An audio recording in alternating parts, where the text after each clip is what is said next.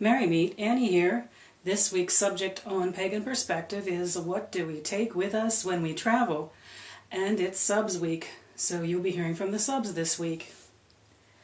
Now when I first started traveling, there weren't any limitations what we could take with us. I had what I called my witchy ditty bag, and it went with me all over the United States in my travels. And in those days you could pack your blade and anything else you wanted to and take it with you. So there are a couple of reasons now why that has changed. The first is that obviously we are not going to be putting blades on planes and trains and other modes of transport. And there is something to be said for packing light. So this is my offering of what I have done when I have traveled, especially in, say, the last decade, when traveling light seemed to be the right thing for me. Not just because I wasn't going to get on a plane with my athame in my overhead bag, but just because there's something about when you get where you're going, about absorbing the energy and the experience of that place, which just lends itself to not bringing too much of your current place with you. So here is what I would take as a basic pack my bag and go on a trip. I always like to take a cloth. And I like to do that because any place I choose to lay this cloth at the other end becomes altar space to me. Because in my mind, it's separating the space out as separate from, it's a little bit of bringing my home altar with me. Sometimes before I go, I will store my cloth temporarily in a bag with certain herbs so that it smells a certain way, bless it with certain incenses so that it takes on a certain energy. Sometimes I know what I want to take with me, and I will actually let the cloth bring some of that energy that I have intentionally put with it ahead of time. If nothing else, though, I just take whatever cloth feels like it needs to go with me. I travel with a ditty bag that is my symbols of the four elements, and you are going to notice that they are all of the same color, and I will explain that. But first I would like to lay out what I would take with me. First is a stone for earth. This is a local stone right out of my yard, actually, and that is one of the importances of this particular stone, is that it is from my yard, from the place I know is home. I do take with me, whenever I travel, other stones that I've gathered up locally. It's really great when you're traveling and you're going to be at a place for a while to work with the energies of that place. And one of the ways I find that we can do that is by picking up what we find at the other end. So I look for a stone to use at the other end, which comes home with me, and in its place, wherever I found it, I leave a stone I brought from my house. So this particular stone has been my traveling stone because it is small and it is flat, and it becomes a palm stone, and it has some quartz running through it. And of course it lends itself to what I'm going to explain about my traveling color scheme, which is something that is just an Annie thing. It's no surprise that for East is a feather, and this particular feather, as you can tell, it has traveled with me a lot. Its traveling days could be over soon because it's getting a little sad looking.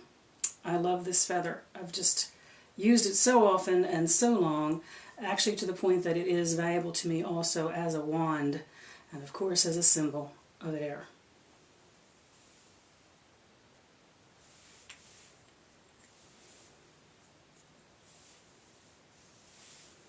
I always travel with a candle. That candle to me will symbolize, of course, fire, but it also symbolizes spirit. I use it for meditations. If nothing else, I will lay out this cloth and put that in the middle, and that will be my only meditation.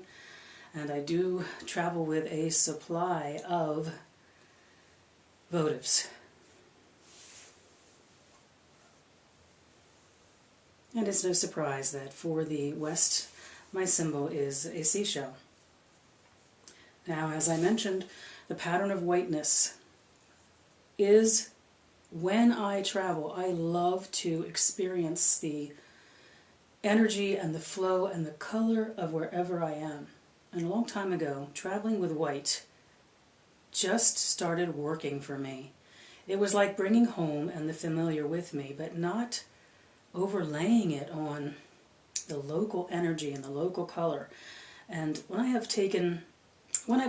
been ready to pack up and go someplace and I've stood in my altar room and decided I will take this and this and this, when I have not taken these symbols, I have, for some reason, not as successfully found local symbols to bring home with me. And that's one of the things I like to do when I travel, is bring home essences, feelings, experiences of wherever I am locally. So I have found that when I travel with this particular package, I will almost always find the perfect stone to bring home, and I will leave a stone in its place. And I will almost always find some symbol of air. I have yet to come home without a feather found wherever I'm visiting. Now the symbol of fire for me locally is more the experience of being outdoors and experiencing fire locally. A lot of my travels have not been to places that you would be out and about as a woman by yourself in the evening. So the symbol of fire to me has been the things that I have experienced and found and know of the day wherever I am. Water symbols can be a little more challenging to find.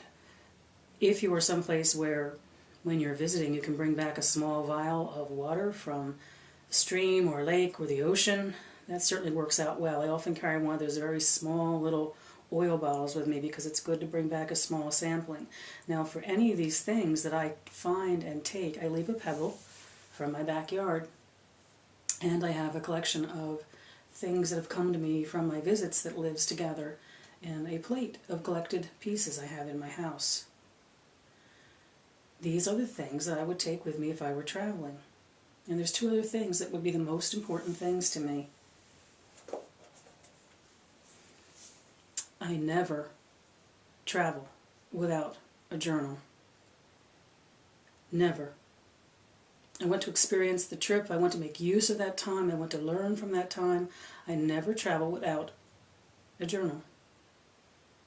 I can travel with just a journal and feel like I have everything with me that I need.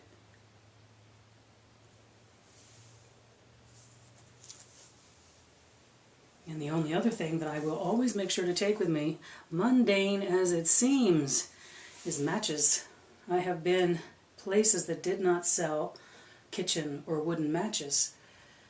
And you're stuck at a hotel and the only thing you can buy is a cigarette lighter or something that has butane in it, which I do not like to use as any part of my meditations or my magics. So what you are looking at here, which is symbols of earth, air, fire, water, my journal, and a supply of matches, is really what my traveling portable altar, so I'm including the fact that this cloth is part of that and is wherever I put it, it becomes my connection to my home altar and my opening up to experiencing whatever comes to me in this new place. And the importance of the color here being the same, it's a personal thing, it's just an Annie thing, but it's my thing. It seems to create the energy of, I always find an equivalent to bring back, often for fire.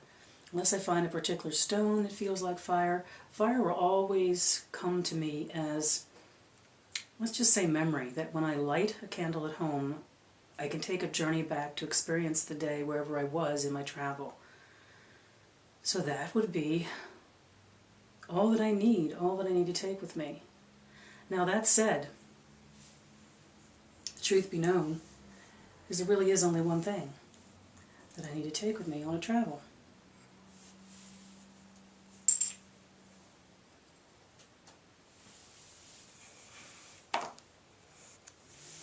That would be my journal.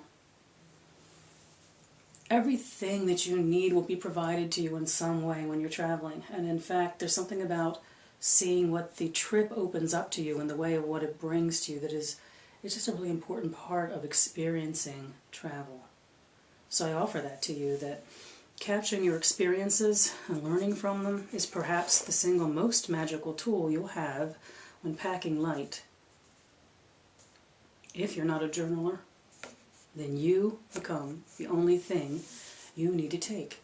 Your memories, your experiences, but with the intent that you will create experiences and memories during the travel, that it will not be wasted time, that it is a gift, a chance to explore energy from a new angle, to explore new places and people, and bring that home as part of you.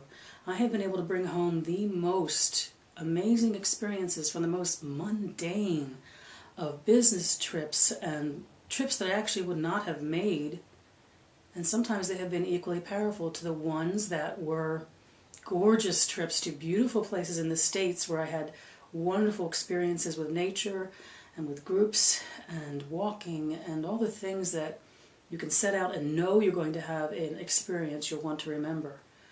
But I do think that when one travels, there's something about setting up the intent that, like a sponge, you are going to create an opportunity out of the trip that is important.